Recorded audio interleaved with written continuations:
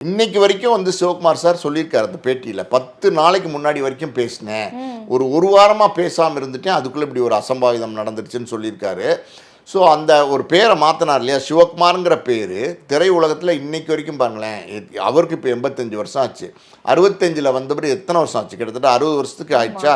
60 வருஷம் அவரும் ஒரு நடிகராக திரைப்படத்தில் வெற்றி பட நடிகராக பயணிச்சிட்டு இருக்காரு. ஒரு ஆளுமையான ஒரு நடிகராக இருக்கார். இன்றைக்கி ஒரு மரியாதைக்குரிய நடிகராக இருக்கார். அந்த அடையாளம் எங்கேருந்து வந்ததுன்னா ஏவிஎம்லேருந்து வந்தது தான். இன்றைக்கி அந்த சூர்யா அவருடைய மகன் வந்து இன்றைக்கி ஒரு நடிகராக இருக்கார். அவரும் ஒரு பிரபலமாக இருக்கார்.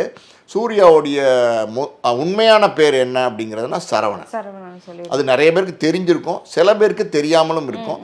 ஆனால் சரவணன் வச்சதுக்கு காரணம் என்னென்னா ஏவிஎம் சரவணன் சார் மேலே இருந்த அந்த அன்பு.